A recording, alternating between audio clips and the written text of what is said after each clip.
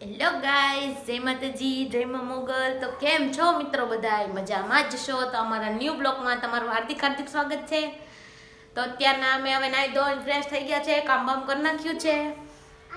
અને અમારા આયુષભાઈની good morning છે.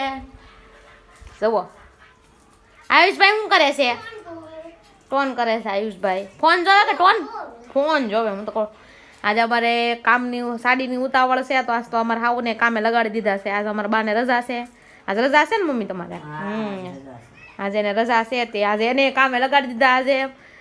આજે સાડી આ દેવાની છે. તો જો તમારા રૂમમાં કરો સાડીની ઘર આખો ભરાઈ ગયેલું છે. તો અમે હવે સાડી બનાવવા છે. તો મેં કીધું હું થોડી ઘણી રસોઈ બનાવી નાખું. તો અત્યારે આજ તો મારે રવિવાર છે.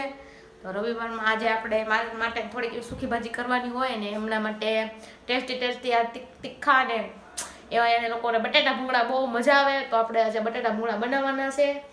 તો અત્યારે તમે પહેલાં બટેટા બાફી નાખ્યા છે.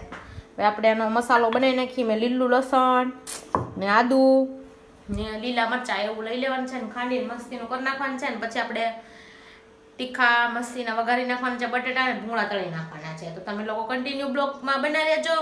ને તમે અમારો વિડીયો ગમે તો પ્લીઝ એક લાઈક શેર અને સબસ્ક્રાઈબ કરી દેજો. અને તમે કન્ટિન્યુ બ્લોગ પર બની આવ્યા. તો હવે અમે લોકોએ લસણ મરચું આદુની પેસ્ટ બનાવી નાખી છે. સરસ મજાનું ખાંડીને આવી રીતના કરી નાખી છે. લીલું લસણ લીધું એટલે મસ્ત આવે શાળાનું. તો હવે આપણે લીલું લસણ આવે છે ને આપણે હવે થોડુંક પાણી લીધું છે. એમાં મરચું, મીઠું, થોડોક ગરમ મસાલો, થોડીક હળદર, ગરમ મસાલો ને દાણા જીરું બધું નાખીને ને મીઠું ને મરચું સરસ રીતે મિક્સ કરી દેવાનું છે. તીખા બનાવવું હોય તો થોડુંક મરચું નાખવાનું છે. આ બધા તીખા જ ખાવાના હોય, તીખા જ મજા આવે. તો અત્યારે તો હવે ઠંડી બહુ હોય, એમાં ત્યાં જતારમાં માથું ધોયું એટલે બહુ ઠંડી વાય. અત્યારથી હવે ખીયર ઓરી આવતી જાય એમ આપણે હવે ઠંડી પણ પડવા મળે છે.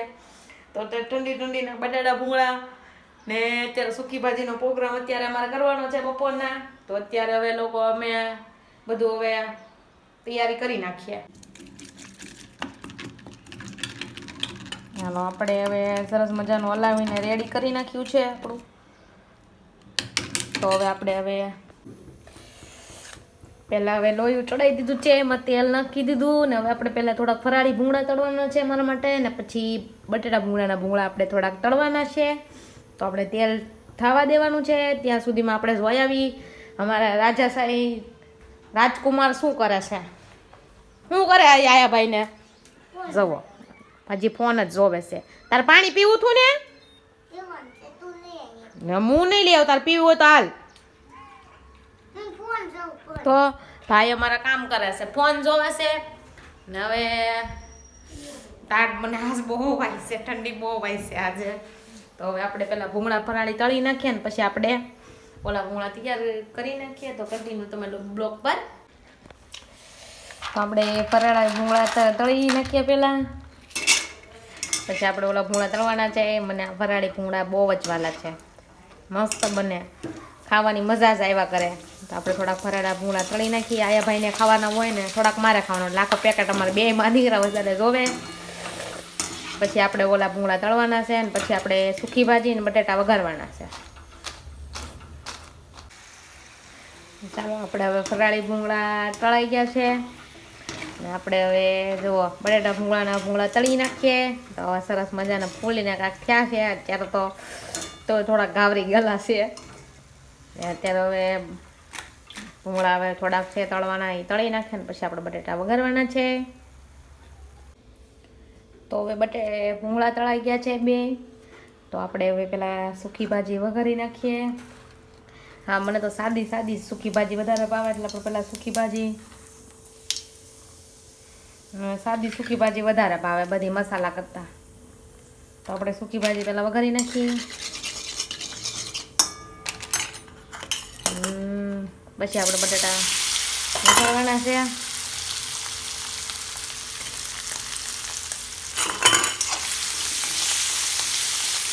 હાદી વધારે ભાવે, મજા આવે ખાવાની, મોળી. એમાં થોડુંક લીંબુ નીચી નાખશે ને એટલે મસ્ત ખાટી મીઠી થઈ જવાની છે.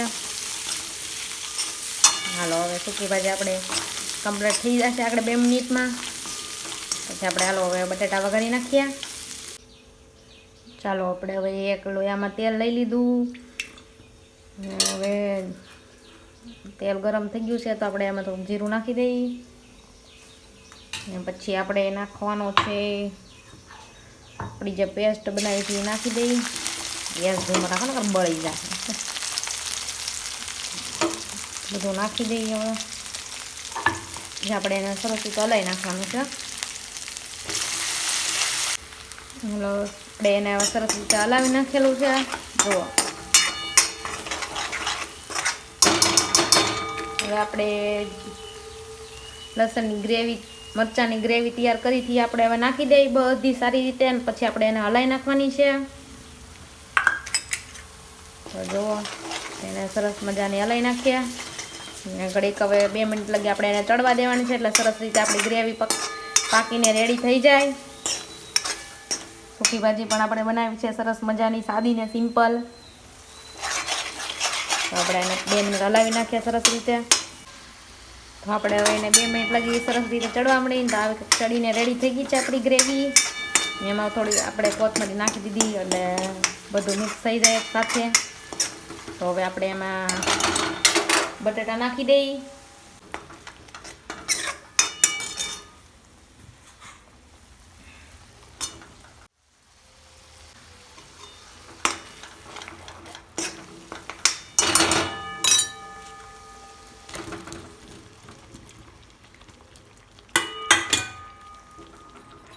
બટેટા બધા મિક્સ કરી નાખ્યા. હવે આપણે એને સારી રીતે હલાવી લેવાની છે એટલે આપણા બટેટા ભૂંગળા સરસ મજાના મસ્ત રીતે તૈયાર થઈ જાય, બનીને રેડી થઈ જાય. તો મને તો આવી રીતના કાંઈક બટેટા ભૂંગળા બનાવતા આવડે છે. તમને લોકોને કેવી રીતના બટેટા ભૂંગળા આવે એ લોકો તમે મને કમેન્ટમાં કહેજો. આનાથી સારા બનતા હોય તો પણ કહેજો, ને સારા બન્યા હોય તો પણ કહેજો. આપણા જો સરસ રીતે હવે બટેટા ભૂંગળા તૈયાર થઈ ગયા છે. હવે અમારા આકા હસબન્ડજી આવે એટલે આપણે એને પેલા ટેસ્ટ મરાવી દઈએ કે આપણા બટેટા ભૂંગળા કેવા બન્યા છે. પછી આપણે હવે પછી જમવા બેસી જઈએ. હવે 12:30 થવા માંડ્યા છે. હવે એ આગળ આવતા જશે તો આપણે હવે એને પછી ચખાડીએ, પછી અમે જમવા બેસી જઈએ. અમે હવે જમવા બેસી ગયા છીએ. તો હવે આપણે આકાશને પૂછીએ કે બટેટા ભૂંગળા કેવા બન્યા છે. આકાશ હરખું કયો હારા બિના ને બા? હા. આ યાર બટેટા ભૂંગળા ખાવાનું છે. બટાટું ખાવાનું જો જમવામાં ખવડાવશે ને બધાને બટેટા ભૂંગળા છે. તો હવે અમે લોકો જમી લઈએ. તો તમે લોકો પણ ચાલો હવે જમવા. તો આપણે અત્યારે હવે 4 વાગી ગયા છે. જમી કાઢી નવરા થઈ ગયા, કામ બામ કરી નાખ્યું, સાડી બાડી બધી બની ગઈ છે. ને હવે આપણે હવે સાડી દઈને હવે મેરડી માતાના મંદિરે ચાલીને જવાનું છે.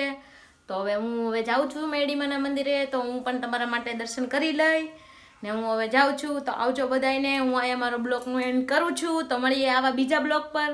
તો તમે મને લાઈક કરો, શેર કરો, સબસ્ક્રાઈબ કરવાનું ભૂલતા નહીં. આવજો.